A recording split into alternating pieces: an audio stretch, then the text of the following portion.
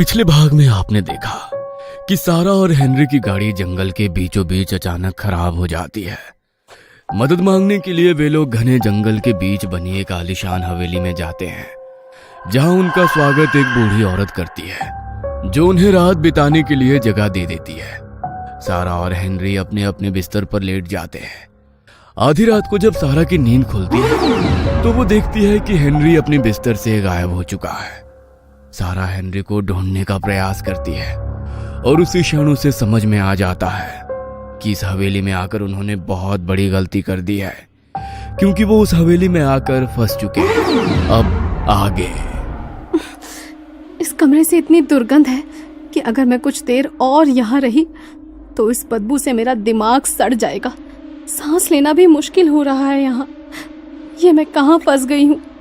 Please God, please help me. Henry पता नहीं कैसा होगा। तभी सारा को किसी छोटी बच्ची के हंसने खिलखिलाने और नर्सरी राइम्स गाने की आवाज सुनाई देने लगती है। ये बच्ची कौन है यहाँ? क्या मेरे अलावा कोई और भी फंसा हुआ है यहाँ पर? क्या वाकई इस हवेली में उस बुढ़िया की कोई पोती रहती है? हो सकता है कि बच्ची अपनी दादी की तरह ना होकर थोड़ी नॉर्मल हो। हाँ। सारा उठकर कमरे की हॉल में से बाहर झांकने की कोशिश करती है। बाहर उसे एक 5 साल की छोटी सी बच्ची उछल कूद करती हुई नजर आती है। ये बच्ची तो एकदम नॉर्मल लग रही है। इस बुढ़िया की पोती यही है क्या? इस बच्ची से पूछती हूँ यहाँ से बाहर निकलने का रास्ता किधर है। हो सकता है कि मेरी कुछ मदद कर सके। सारा धीरे से अपना दरवाजा खोलती है और सामने खेल रही बच्ची को आवाज लगाती है। बेटा, बेटा सुनो, क्या तुम मुझे यहाँ से बाहर निकलने का रास्ता बता सकती हो? तुम इस हवेली में रहती हो क्या? सारा की आवाज सुनकर अभी तक दरवाजे की ओर पीठ करके खेल रही बच्ची सारा की ओर मुड़कर देखती है। उस बच्ची को देखकर सारा के मुंह से एक जोरदार चीख निकल जाती है। बच्ची का पूरा चेहरा खून से लथपथ था। सर के ऊपर एक गहरी चोट का निशान दिखाई दे रहा था। ऐसा लगता था किसी ने भारी भरकम चीज उसके सर में दे मारी हो। अपने सर से बहते खून से बेखबर वो बच्ची आराम से वहां बैठी हुई थी। सारा को देखकर अचानक उस बच्ची के चेहरे के भाव बदलने लगते हैं और उसके शरीर की हड्डियां एक एक कर चट-चट की आवाज के साथ टेढ़ी-मेढ़ी होने लगती है। बच्ची का चेहरा दूसरी ओर घूम जाता है और पैर भी उलट जाते हैं। ये सब देखकर सारा का दिल उछलकर मानो उसके मुंह में आ गया था। रोते हुए वो वहां से भागना शुरू कर देती है। पीछे से उसे फिर से उस लड़की की नर्सरी राइम्स गाने और डरावनी हंसी हंसने की आवाज सुनाई देने लगती है। इस सुनसान हवेली के अनगिनत कमरों के पीछे ना जाने कितने राज दफन थे। सारा मदद की तलाश में बेसमेंट के एक कमरे से होते हुए दूसरे कमरे में दौड़ लगा रही थी, लेकिन वो नहीं जानती थी उसकी ये लुका छिपी कितने समय और चलने वाली है। एक सुनसान से दिखाई देने वाले कमरे में सारा जाकर सिमटकर एक कोने में बैठ जाती है और आसपास हो रही हलचलों पर बारीकी से नजर रखने लगती है। अचानक ही उसे घड़ी के 2 बार घंटे बजने की आवाज सुनाई देती है और उसी के साथ किसी के भयानक रूप से चीखने की आवाज भी उसके कानों में पड़ने लगती है। इससे पहले कि सारा कुछ भी समझ पाती, एक झटके से कमरे के पीछे की तरफ का दरवाजा खुल जाता है और धीमे कदमों से कोई उस कमरे के अंदर आने लगता है। सारा के दिल की धड़कन तेज हो गई थी। डरते हुए सारा धीरे से खुले हुए दरवाजे की ओर देखती है। सामने का नजारा देखकर उसकी आंखें हैरत से खुली रह जाती है। दरवाजे से हेनरी धीमे कदमों से धीरे धीरे उसकी ओर ही चला आ रहा था। हेनरी को अपनी ओर आता देखकर सारा हक्की बक्की रह जाती है और अपनी जगह से उठकर खड़ी हो जाती है। एकाएक वहीं सड़ी गली लाशें आकर हेनरी के ऊपर टूट पड़ती है। हेनरी की चीखों और खून के छींटों से अगले कुछ पल सारा के लिए बिल्कुल धुंधले से पड़ जाते हैं। कुछ ही पलों के भीतर हेनरी खून से लथपथ होकर सारा के सामने जमीन पर गिर पड़ता है। हेनरी के शरीर से खून का एक एक कतरा चूस लेने के बाद वे सारे मुर्दे फिर से बेजान होकर वहीं गिर पड़ते हैं। जान से भी ज्यादा प्यारे हेनरी को उन डरावनी लाशों के बीच ऐसे पड़ा देख सारा के होश उड़ जाते हैं और वो पागलों की तरह चिल्लाने लगती है। सारा बिल्कुल बेसुध हो गई थी। तभी एक बार फिर से सारा को छड़ी की टक टक सुनाई देनी शुरू हो जाती है। देखा, मैंने कहा था ना, मैं तुम्हें ढूंढ लूंगी। चलो अब अच्छे बच्चों की तरह आओ मेरे पास। कौन हो तुम? मैंने क्या बिगाड़ा है तुम्हारा? क्या चाहती हो मुझसे? चली जाओ, चली जाओ। अभी भी नहीं समझी तुम? ज्यादा परेशान मत हो, तुम्हें भी तुम्हारे हेनरी के पास जाने में ज्यादा देर नहीं लगेगी। मेरे हेनरी को मार डाला। हेनरी! बिल्कुल भी दर्द नहीं होगा। हेनरी को भी समझाया था मैंने, ये लुका छुपी का खेल ना खेले, लेकिन उसने मेरी बात नहीं मानी। देखो क्या हुआ उसका। लेकिन तुम समझदार हो तो मेरी बात मानोगी ना? तुम्हारे हेनरी की मौत बर्बाद हो गई, मरकर भी किसी के काम नहीं आया, लेकिन तुम मेरे काम आओगी। वो तुम्हारा इंतजार कर रहा है। सारा खून उगलती आंखों से उस बूढ़ी औरत की तरफ देखती है और पास में ही टेबल पर रखा हुआ कांच का एक फूलदान उठाकर बुढ़िया के सर पे दे मारती है।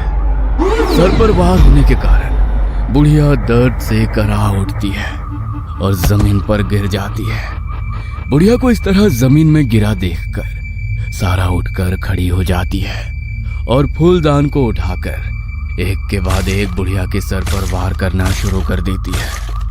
बुढ़िया का चेहरा खून से बुरी तरह लथपथ हो चुका था। कुछ ही पलों में उसका शरीर बिल्कुल शांत पड़ गया था। बुढ़िया के शरीर में कोई हलचल होते ना देखकर सारा पागलों की तरह हंसने लगती है।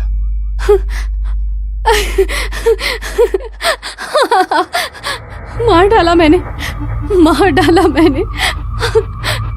सारा ने अपने हाथों की तरफ देखा। उसके हाथ खून से पूरी तरह सन चुके थे। लड़खड़ाते हुए वो उठती है और कमरे से बाहर की ओर जाने लगती है। तभी एक बार फिर उसे छड़ी की खटखट की आवाज सुनाई देने लगती है। सारा घबराकर पीछे देखती है। बुढ़िया ठीक उसके पीछे खड़ी हुई भयानक तरीके से मुस्कुरा रही थी। ये कैसे हो सकता है? तुम तो मर गई थी ना? मैंने खुद तुम्हें मारा है। तुम जिंदा कैसे हो सकती हो? सारा के इतना कहते ही बुढ़िया और जोर जोर से हंसने लगती है और अपने सर पर लगे जख्मों से रिश्ते खून पर हाथ फिराकर उसे किसी नरभक्षी जानवर की तरह चाटने लगती है। नहीं, ये सच नहीं हो सकता। नहीं। सारा कमरे से बाहर की तरफ भागने की कोशिश करती है, लेकिन तभी उसे वो बुढ़िया अपने ठीक सामने खड़ी हुई नजर आती है। बहुत हुआ, अब बस भी करो ये हाइड एंड सीक। एक बूढ़ी औरत को इतना परेशान करना कोई अच्छी बात है क्या? तुम इंसान नहीं हो सकती। अभी तो तुम मेरे पीछे थी ना, इतनी जल्दी यहाँ कैसे आ गई तुम? ओह गॉड, ये सब क्या हो रहा है मेरे साथ? सारा का दिमाग इस समय कुछ भी सोचने समझने की शक्ति खो चुका था। अभी अभी जो उसने अपनी आंखों से देखा, अपनी आंखों से भी उस पर विश्वास कर पाना उसके लिए बहुत कठिन था। तो क्या ये बूढ़ी औरत और उसकी पोती मर चुके हैं और उनकी आत्मा इस हवेली में भटक रही है? और वो मरे हुए लोग जिनकी डेड बॉडी अभी कुछ देर पहले उसने एक कमरे में देखी थी, जिन्होंने उसकी आंखों के सामने उसके पति को किसी राक्षस की तरह मार डाला। दर्जनों सवाल एक साथ सारा के दिमाग में घूम रहे थे। इससे पहले कि सारा इन सवालों का जवाब ढूंढ पाती, वो बूढ़ी औरत अपनी स्टिक को हवा में लहराती है और सारा की गर्दन पर एक जोरदार वार कर देती है। लोहे की छड़ी से गर्दन पर चोट लगते ही सारा जमीन में गिर पड़ती है और उसके सर से खून बहने लगता है। कुछ पलों में सारा अपने होश खो चुकी थी। दूसरी ओर मॉम, डैड, कहाँ हो आप लोग? ना आपका फोन लग रहा है, ना आपकी कोई खबर मिल रही है। मैं करूँ तो आखिर करूँ क्या? नताशा के पेरेंट्स को गायब हुए 1 सप्ताह बीत चुका था। नताशा ने अपनी तरफ से अपने पेरेंट्स के बारे में पता लगाने की पूरी कोशिश की थी, लेकिन कुछ भी पता नहीं लग पा रहा था। पुलिस भी जांच करके थक गई थी, लेकिन अभी तक पुलिस के हाथ में भी कुछ नहीं लग पाया था। हेनरी और सारा पुलिस की फाइलों में गुमशुदा होकर बंद हो गए थे। कोई नहीं जानता था कि आखिर बीच रास्ते से वो दोनों कब और क्यों और कैसे गायब हो गए। पुलिस अपनी तरफ से ये केस लगभग बंद कर चुकी थी।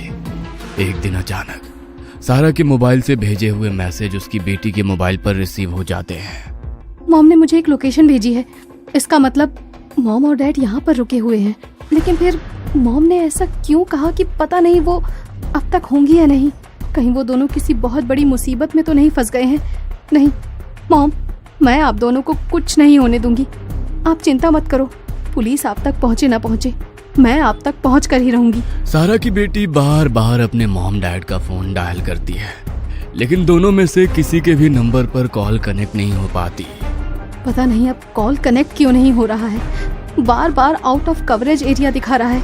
नताशा अपना बैग पैक करती है और कार से अपने पेरेंट्स को ढूंढने निकल पड़ती है। लोकेशन की मदद से नताशा उस बंगले तक पहुंच जाती है और दरवाजे पर पहुंचकर बेल रिंग कर देती है। स्वागत है मेरे बच्चे, मैं कब से तुम्हारा इंतजार कर रही थी। मेरा इंतजार? लेकिन आपको कैसे पता कि मैं यहाँ आने वाली हूँ? आप मेरा इंतजार क्यों करेंगी? मैं तो आपको जानती तक नहीं। परेशान मत हो, जल्दी ही सब जान जाओगी। इतने बड़े बंगले में रहने के लिए कोई साथी तो चाहिए होता है ना, इसीलिए मैं हमेशा मेहमानों का इंतजार ही करती रहती हूँ। इसी बहाने कुछ समय के लिए ही सही मेरा मन बहल जाता है। अंदर आओ, कुछ खाने पीने के लिए चाहिए? नहीं, बस थोड़ा पानी मिल सकता है? तुम बैठो, मैं अभी लाती हूँ। बूढ़ी औरत पानी लेने के लिए चली गई थी। तभी नताशा को किसी छोटी बच्ची के हंसने खिलखिलाने और राइम्स गाने की आवाज सुनाई देने लगती है। अभी तो इन्होंने कहा कि ये बंगले में अकेले रहती हैं, फिर अचानक ये बच्चा कौन है? कुछ ही देर में बुढ़िया पानी का गिलास लेकर उसके सामने खड़ी हो जाती है। ये कैसा पानी है? इसमें से तो गंदी बदबू आ रही है। छी, ऐसा लगता है कोई जानवर इसमें गिरकर मर गया है। रुको, मैं अभी तुम्हारे लिए दूसरा गिलास लेकर आती हूँ। शायद कुछ गिर गया होगा। रहने दीजिए, मेरी पानी पीने की इच्छा ही खत्म हो गई है। आप प्लीज कोई रूम दे दीजिए रात में रुकने के लिए। अब हाँ जरूर, ये देखो, ये तुम्हारा कमरा है। मॉम डैड यहाँ पर करने क्या आए होंगे? क्या करूँ? इस बूढ़ी औरत से ही पूछ लूँ क्या अपने मॉम डैड के बारे में? ये घर मुझे इतना मिस्टीरियस सा क्यों लग रहा है? पहले फ्रेश हो जाती हूँ, उसके बाद पता लगाने की कोशिश करती हूँ। नताशा बाथरूम में जाती है और मुंह हाथ धोने के बाद बाथरूम का दरवाजा खोलने की कोशिश करती है। ये दरवाजा लॉक कैसे हो गया? कोई है? कोई है? मदद करो, मैं यहाँ फंस गई हूँ। नताशा बाथरूम का दरवाजा पीट पीट कर मदद के लिए पुकार रही थी, लेकिन जैसे उसकी पुकार सुनने वाला वहाँ कोई भी नहीं था। खोलो दरवाजा, मैं कहती हूँ मुझे बाहर निकालो, कोई है? नताशा रोते हुए एक बार फिर से बाथरूम के दरवाजे में लात मारती है। उसकी उम्मीद के विपरीत इस बार बाथरूम का दरवाजा ऐसे खुल जाता है जैसे वो कभी बंद ही नहीं हुआ था। वो दौड़कर बाथरूम से बाहर आती है, लेकिन बाथरूम के बाहर उसे कोई भी नजर नहीं आता। ये दरवाजा लॉक किसने किया था? यहाँ तो कोई भी नहीं है। नताशा घबराते हुए वापस अपने बेड पर आकर बैठ जाती है। तभी उसे अपने कमरे में उड़ती हुई एक मधुमक्खी नजर आती है। मधुमक्खी बार बार आकर नताशा के कान के पास आकर गुनगुन की आवाज कर रही थी। तभी मधुमक्खी नताशा के कान में डरावनी आवाज में उसका नाम फुसफुसाने लगती है। नताशा। क्या मैंने अभी सुना? मधुमक्खी ने मेरा नाम पुकारा। नताशा घबराकर दरवाजे की ओर जाती है और जैसे ही दरवाजा खुलता है सामने उसे वही बूढ़ी औरत खड़ी हुई नजर आती है। आप यहाँ? तुम्हारे लिए पानी का जग लाई थी। क्या हुआ, तुम घबराई हुई नजर आ रही हो? वो पता नहीं किसने मुझे बाथरूम में लॉक कर दिया था। सो जाओ, पुराना घर है, कभी कभी हो जाता है। नताशा वापस अपने कमरे में आकर लेट जाती है, लेकिन अब उसकी आंखों में नींद नहीं थी। ये हवेली अब उसे बहुत ही डरावनी महसूस हो रही थी। सर्च शुरू करती हूँ। वो बुढ़िया भी अभी तक सो गई होगी। कहीं ऐसा तो नहीं इस बुढ़िया ने ही मॉम डैड को यहाँ पर कैद करके रखा हो। लेकिन ये ऐसा क्यों करेगी? क्या नताशा अपने मॉम और डैड का सच जान पाएगी? आखिर क्या है इस हवेली का रहस्य? जानने के लिए देखना ना भूले वेलकम होम पार्ट 3।